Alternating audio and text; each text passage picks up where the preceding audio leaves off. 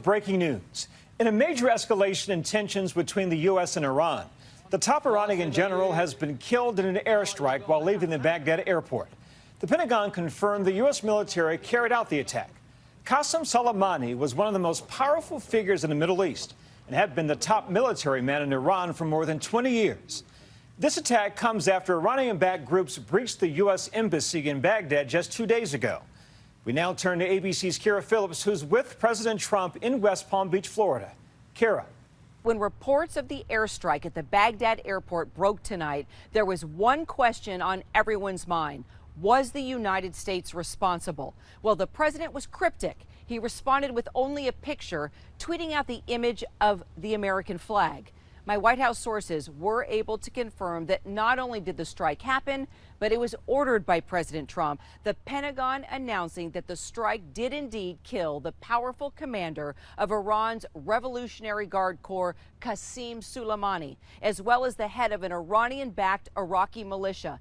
And it was ordered by President Trump. Now, here in the U.S., Republicans are calling this a success, saying Trump made a brave and correct call. But the president is also facing questions from his critics on Capitol Hill, asking if the United States carried out the assassination without authorization from Congress, potentially bringing this country to the brink of an all-out war.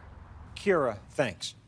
Joining us now is ABC News Chief Global Affairs Correspondent Martha Raddatz. Now, Martha, you were on the ground in Iraq with Soleimani not too long ago. What was his presence like there? Well, when ISIS was taking over towns in Iraq, Soleimani would often be seen in Iraq, traveling back and forth between Iran and Iraq to help lead the fight, these Iranian-backed militias against ISIS. He was a very strong but very mysterious presence in Iraq. He was not high profile by any means, but people certainly knew he was there and certainly knew what he was doing in trying to defeat ISIS.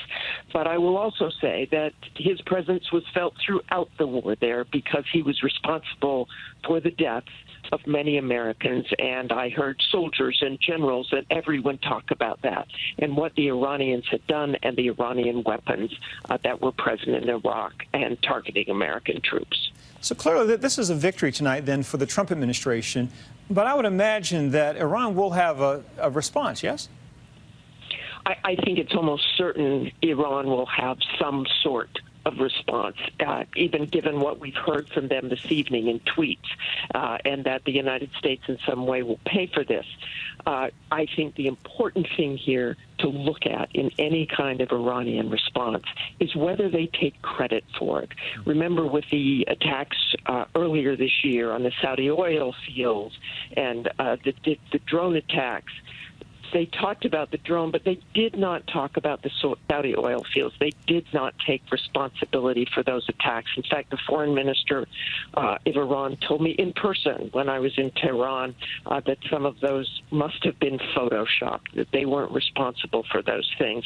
So I think if Iran has some sort of response to the killing of Soleimani and they take credit for it, they are looking for a larger conflict. If they don't, I think they want to tamp this down. Martha Raddatz, thank you so much. Joining us now is ABC News military contributor Colonel Steve Ganyard. He's a former Marine and high-ranking State Department official. Steve, good evening. Thank you so much for joining us. First, what's the latest? What's the information you have at this hour? We know everything that is out in the public, and that is that the Soleimani is dead, along with the head of this militia group that Iran controlled. And so that is the headline. That's not going to change overnight. What may change overnight is how the Iranians react. Obviously, this is something that they'll have to do something about. Mr. Soleimani is not just a general. He is something almost a demigod within the eyes of the Iranian people. He has been a hero of the Iranian people for a long time. He is their face overseas in their international adventures. And so this is not just some general. This is somebody who is not only one of the most powerful men in Iran, but one of the most powerful men in all of the Middle East. So it seems that you would suggest that Iran will almost certainly have to respond. They're going to have to do something. I think that what they do and how much they do is up to them. The administration did two things that were very interesting today. One is that they said, we will hold Iran responsible for anything that happens. That means no surrogates, no Hezbollah, no tankers in the Gulf just mysteriously blowing up, no global hawks being shot down. Anything that happens, Iran will be held responsible by the U.S. So they no longer have the ability to hide behind their proxies, to hide behind their surrogates. So what they do will be up to them, but they know that if they get held responsible, that the U.S. very quickly could defeat their conventional military and leave them helpless. That's the real risk here, is that it turns into something that becomes a very dangerous conventional fight within the Persian Gulf. Based on what you just said, how likely is it at this point that more U.S. troops will be sent to the region? I think the posture that we have there is quite strong. It's certainly enough to deal with anything that the Iranian military could throw at the U.S. It just depends on what kind of response comes from it.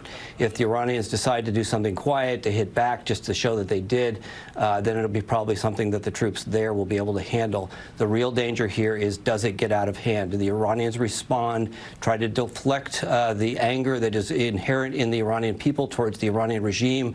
As you know, that there have been riots over the past few months. Thousands of Iranians have been killed by Iranian security forces in these riots. And so the Iranian regime wants to deflect that anger onto the U.S. So that is sort of going to be part of the calculus on how hard they hit back at the U.S. Colonel Steve Gagnier, thank you so much. The attack tonight, killing the top general in Iran, is just the latest in a troubled relationship between the U.S. and Iran, one that's been ongoing for 40 years since the regime took American hostages. But last summer, tensions began to increase once again. The U.S. calling the strike a success. For the Iranians, almost surely a call for retaliation. Iranian television announcing his death, saying Soleimani had been martyred after years of struggle for Islam. The Department of Defense confirming the attack, saying it was done, quote, at the direction of the president, adding this strike was aimed at deterring future Iranian attack plans. The attack came after continuing tension between the U.S. and Iran. In 2018, President Trump pulled out of the Iran nuclear deal brokered by President Obama. This was a horrible, one-sided deal. Just days ago on New Year's Eve, Do I want to? No. I want to have peace. I like peace. And Iran should want peace more than anybody.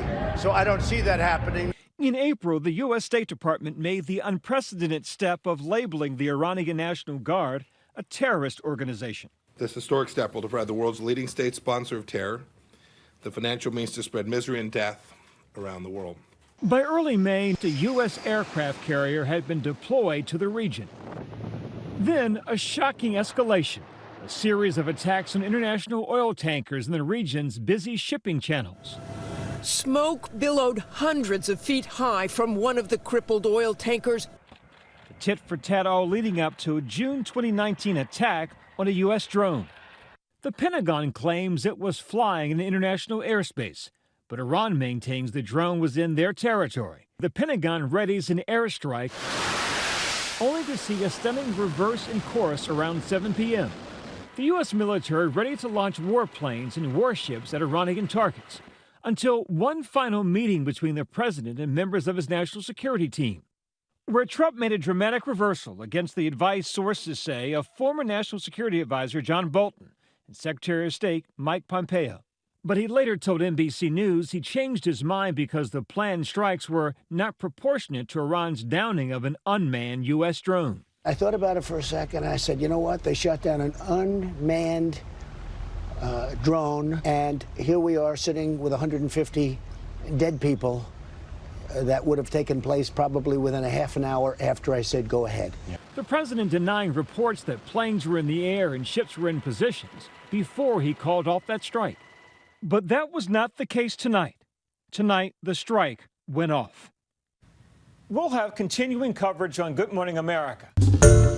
Hi, everyone. George Stephanopoulos here. Thanks for checking out the ABC News YouTube channel. If you'd like to get more videos, show highlights, and watch live event coverage, click on the right over here to subscribe to our channel. And don't forget to download the ABC News app for breaking news alerts. Thanks for watching.